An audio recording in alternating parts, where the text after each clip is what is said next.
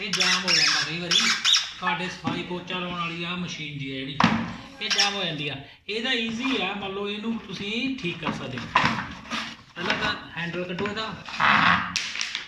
ਤੇ ਫਿਰ ਆਹ ਕਵਰ ਆ ਜਿਹੜਾ ਇਹਦੇ ਲੋਕ ਹੀ ਬਣੇ ਹੁੰਦੇ ਆ ਨੀਚੇ ਐ।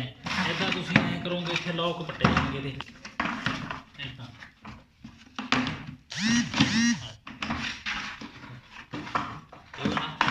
हैंडल कटना जरूरी सी कि नहीं पटाया देखो ईजी पटेगा। ये बात की करना ये वाला लगे हुआ इनू पट्टे पुट्टना ये तो जी ये वाली हुड बनया हुआ है ना ये उन्होंने घुमाने वास्ते है स्विंग करने वास्ते आ।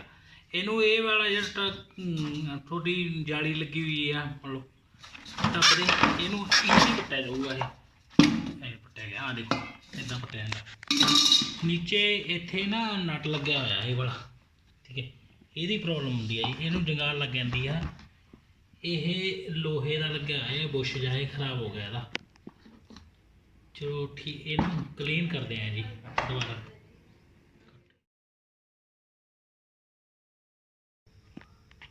ਉਹਨੇ ਵੀਡੀਓ ਨਾ ਆਏ ਵਿੱਚ ਕੱਲੀ ਇਹੀ ਆਵੇ ਹਮ ਉਹਨੇ ਫੇਮਸ ਹੋ ਜੂਗਾ।